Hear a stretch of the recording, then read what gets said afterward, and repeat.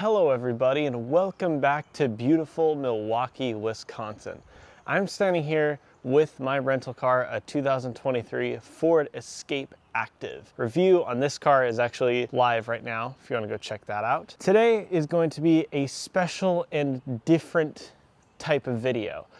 You've all seen those car spotting videos, like Doug DeMuro has some really good ones where he drives around and his amazing level of car knowledge shows through, and he'll teach you all these different types of things about cars that you didn't know anything about. Today's video is going to be a bit of a copy of that, but with an interesting, fun little twist. This region of the United States of America, for those of you who don't know, is called the Rust Belt, which is an area between the Midwest and northeastern United States that is actually more known for its industrialization during the 20th century and then deindustrialization during the later 20th century. They used to make a lot of stuff here, and now they don't make a lot of stuff here anymore because of lots of economics, politics, stuff I don't know anything about, so I'm not going to talk about it.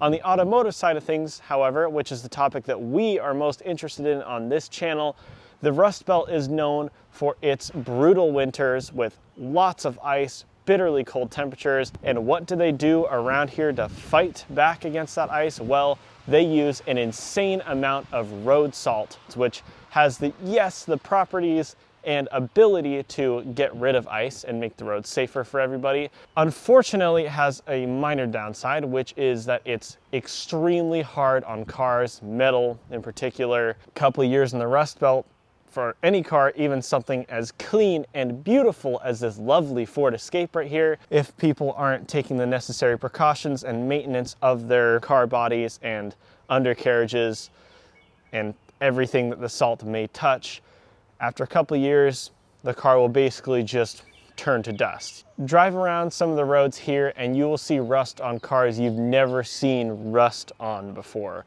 There's some rotten cars driving around here, and that is what we are going to do today. We are going rusty car spotting. The point of this video is exploring Wisconsin's rusty cars. So let's go. We are going to start off right here. This is a bright red Pontiac Aztek. This is the car that was quite well received, I don't think is the word for it, when it first came out in the early 2000s. Didn't really sell all that well, but it was notable for a car tent that would come out from the back that was kind of cool, and it's really ahead of its time. It's the first of those hideous coupe-like SUV shapes which taint our roads these days, but it's there. And of course, it has rust around the fuel filler cap, and it's quite rotten on the other side. And it's got wheel offset, which is a strange decision. Also, you know you're not in the best of neighborhoods when a Pontiac Aztek with rot all over it has a steering wheel lock on it. Got ourselves another one here. That's a brand new Honda Accord that's already not having a great lease at life. That damage on the back door and back fender, combined with the salt coming this winter, is going to spell an early death for this Honda, I think. Here we have an interesting one. This is a North Star era Cadillac, so you don't know what is going to spell the death of that thing, whether it's going to be rust or being a North Star Cadillac. My bet is going to be not rust, because that thing is actually in quite nice shape cosmetically. It could be dead, you never know. What we're doing is just driving around right now, turning down random city streets. I'm sure we're gonna find a whopper eventually. I've seen some pretty horrid looking vehicles driving around where you think, how is that legal? Turning right here because we have a nice car, a 996 Porsche 911 Turbo, which is in very nice shape. Strangely, doesn't have a steering lock on it, but a rusty, rotten Pontiac Aztek does. Here we have a car that you don't really see anymore. That's an old Kia Rio station wagon. Fellas, I'm a wagon guy. I love all station wagons except for that one. And the license plate reads Sketch, which is very appropriate given the fact that the sills on that car are non-existent. They were once silver, and then they were once brown, and now they're not there anymore. So I used to have an old BMW 325 IS E36 Very nice driving car, but the problem with it was total rusted, rotted nightmare. I miss that car dearly, but it was rough. So I know my rust. That's all I'm saying. I have experience. That is a Chrysler Town and Country. You don't see these late 90s Chrysler minivans. I think that's because you do see a few of the early to mid 2000s Chrysler minivans from when I was a kid, and the ones that you see are all just horribly rotten. So I think these late 90s ones are all gone. They all turned to dust. And this one is clearly on its way out. It's a Prius C with steel wheels and a plastic bumper, and it says Hyper Drive on the side. Moving on. Here's one right here. We've got a ooh yeah, this is a doozy. Second generation, I believe, 1990s Dodge Dakota, and oh my God, that thing is a goner. Rust on every single panel, and I'm not just talking bubbling, I'm talking holes. Basically, at this point, it's made of Swiss cheese and probably has the structural strength of Swiss cheese. That doesn't have much longer to live. Keeping up with the theme of Dodge trucks, this is not nearly as bad as that Dakota, but it has potential, that's for sure. Holes on the rear wheel arch. The sills are definitely on their way out. Oh yeah, but it does have a V10. It's a V10 Magnum. So that's a V10 Dodge truck. That engine is definitely going to be on eBay at some point. Somebody's gonna want that truck for its parts, that's for sure, but not for any of its body panels. It's just the sill underneath the door. Well, I don't know if I can call it the sill anymore because it's not there. It was a sill maybe 20 years ago. That would be a tasty truck on the used market, I imagine. I don't think that is savable either, but it's not on the same level as that Dakota. That was bad. Here's an example of rust on a car that I haven't seen rust on before. I believe I think this generation is called GMT 900, GMC Yukon Denali, and it's got a little bit of rust starting on the driver's door and on the rear wheel arch. Probably good that it's on its way out, given the fact that if I were a GMC Yukon Denali and I had to wear those wheels every day, I would want to die too. Here is another example of rust on a car that I haven't seen rust on yet. This is like a new Chevy Silverado. I mean, to me, still, this is like a new truck, a brand new truck. It's probably a 2015, something like that. And just look at the sills on this thing. They're completely rotted on their way out. There's also rust starting on the rear wheel arch. Not the worst one we've seen, but it's notable because it's like a new truck and it's completely rotten. Otherwise, it looks very nice, so it's kind of quite sad, actually, when you think about it. Also, there's a 90s Toyota Corolla over there that has some serious rot starting on the rear wheel arch. That's that weird generation that was also twinned with a Geo and Chevrolet Prism. America in the 80s and 90s just gave up on trying to compete with the Japanese, so they decided to team up with the Japanese, and that was the best decision, at least for General Motors. Down here, we've got quite the Murica lineup. We've got a late model P71, I believe, Panther platform, Lincoln Town Car Signature Series with the Landau top. Not that much rust, but there is a bit of a problem on the rear bumper. Also, it looks like it's sagging, so the rear air ride is definitely out. And then right behind it, a GMC Jimmy. I don't know why they thought Jimmy was a good name for that car, but hey, they made it and they sold. It's got a bit of rust starting on it, but honestly, for a car of this age in this region, that's not bad. Coming up here on the left, there is a Lexus IS. It's got some sill rotting on both sides, actually, just in front of the rear wheels. Hey, it's better than being turned into a rice car, I suppose. Right here we have a Ford Fusion from, I think, the early 2010s, and there you go, sill rot. It's quite evident that the reason for all of this rust on all these cars is salt from the roads, because the first thing that the salt is hitting after it goes off of your front tires are your sills and your undercarriage. Always be sure to take care of your car, wash it often, get salt out when you see it, wax it, do everything when you live in this part of the country. That's important, because even on new cars, if you don't take care of them, science takes hold. Let's just say that. Talking about badge engineering, there's that Trailblazer that they made 8 billion trillion different versions of, including a Saab. It was also sold as the Saab 97X. And of course, it has rust starting on the bottom of the door. And here's the thing, is you see these cars with all the rust that is actually visible, and some of it's really bad, and you can only imagine what the actual underside of the car looks like. If it's gotten bad enough that the rust has gotten to the bottoms of the doors and the sills are completely gone, what is the undercarriage gonna look like?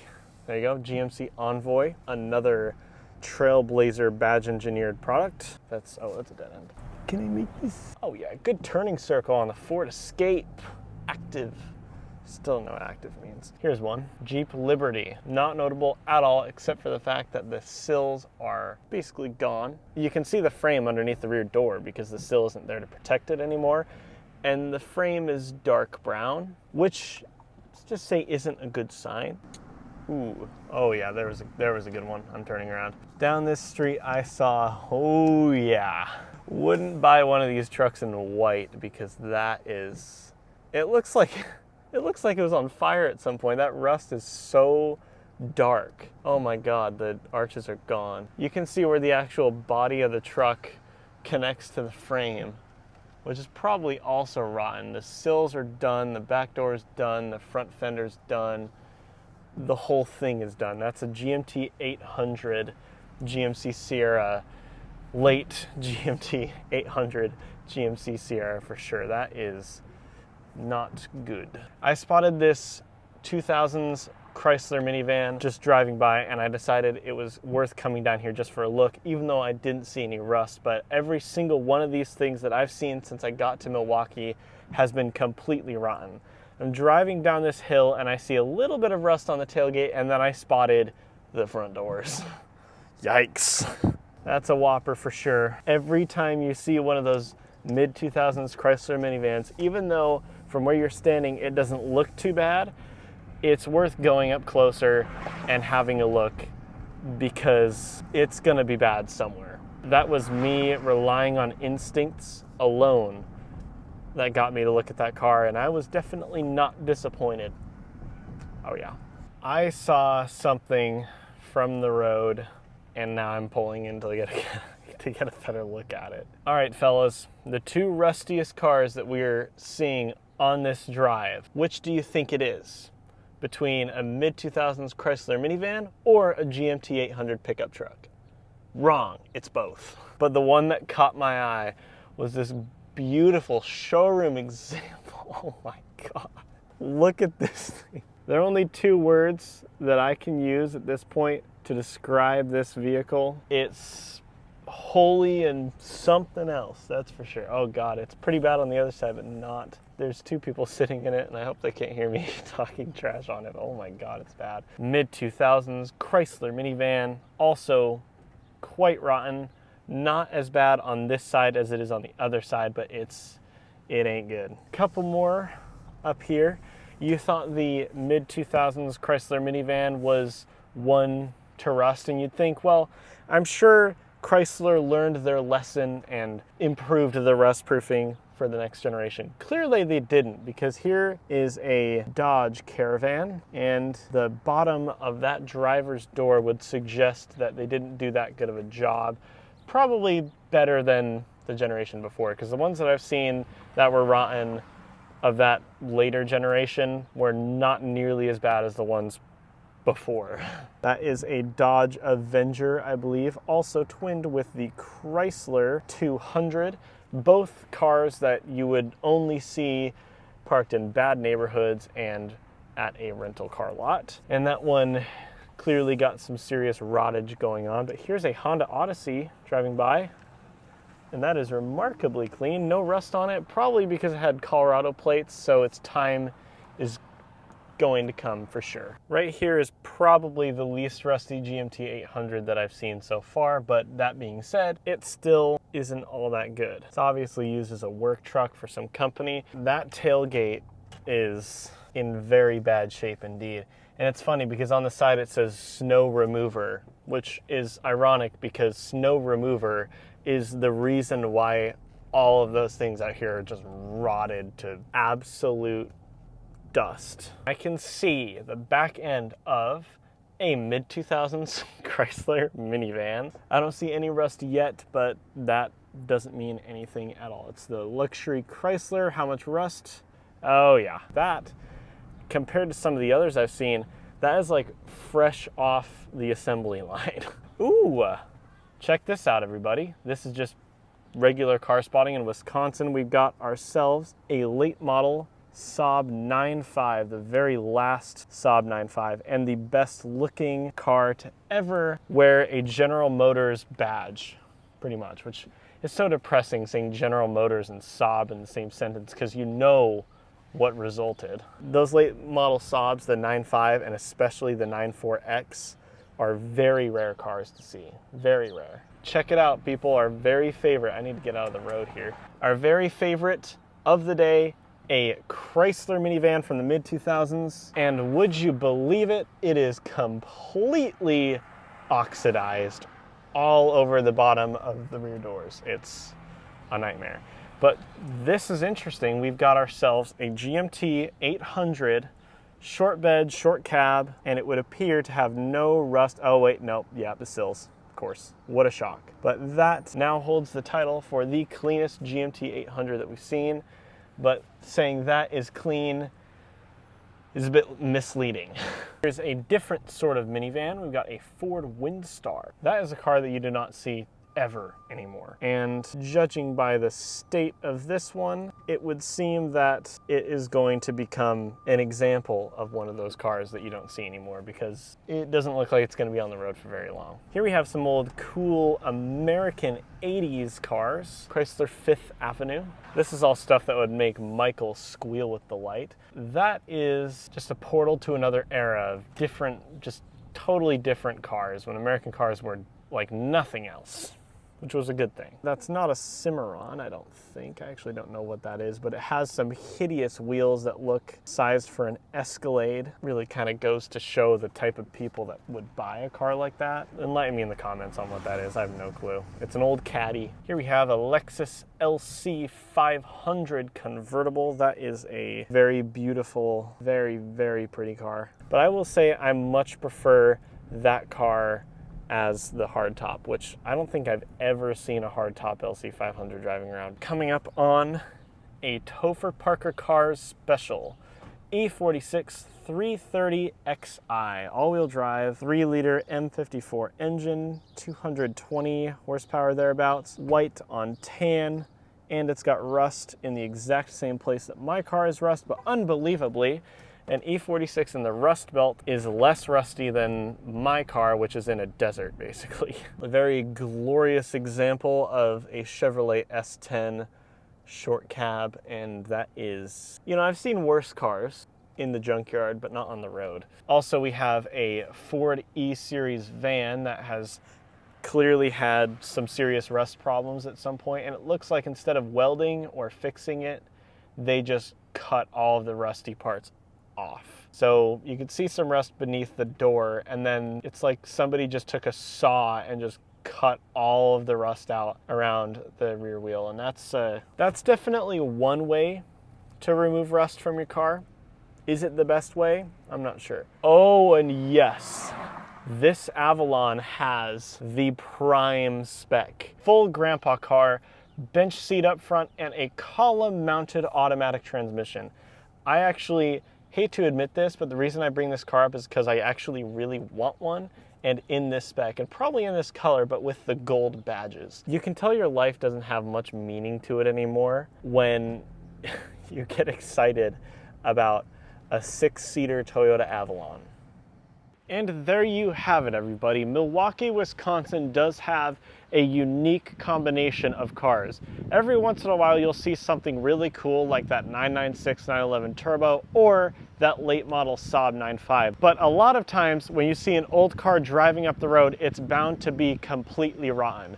The winners of the day are, in terms of the amount of rust that you see on average on each example that you see on the roads, the winners of the day are the GMT 800 Chevrolet GMC pickup trucks and SUVs and the mid-2000s Chrysler minivans, Dodge Caravan, Chrysler Town and Country to be precise. I think part of the problem is the fact that those are the types of cars that people just drive to use as tools or as appliances. The minivans are used to take kids to and from school, obviously, and the trucks are used as trucks for work purposes and business purposes. Those cars are driven 365 days a year, no matter the weather, no matter the conditions. So they're obviously going to be experiencing a lot of salt and a lot of rust going down the line. And that honestly, I think, is a testament to their mechanical reliability possibly, because I didn't see any Ford Windstars. I saw one Ford Windstar actually. It had a little bit of rust on it, but that goes to show that if you had bought a Chrysler minivan in the mid-2000s, it was definitely going to last longer, at least from a mechanical standpoint, than the Ford. So that's actually one good mark for the Chrysler Town and Country, because we see so many of them rusted out driving around. That means one, they sold really well, and two, despite being abused and used every day, no matter what, by their owners, they still keep chugging along. That is until their transmissions explode, which will probably happen at some point, but I'm not sure if that will happen before they fold in half. Also, the GMT 800 is known with its Vortec engine for being an outstandingly reliable work truck, and that shows true because you see them driving all over the place with an incredible amount of oxidization. It's insane. Those are definitely going to fold in half before they actually break down. And the runner-up would go to the second generation Ram pickup truck and also the Dodge Dakota of that same era. Every single one that I saw, they were all quite bad as well. So with that, I'm gonna end the video there. If people wanna see more of these special videos, more of these car spotting videos, definitely let me know in the comments, because I had a lot of fun doing this one. So with that being said, like, subscribe, do all the normal YouTube stuff, and I'll see you guys in the next one. Bye-bye.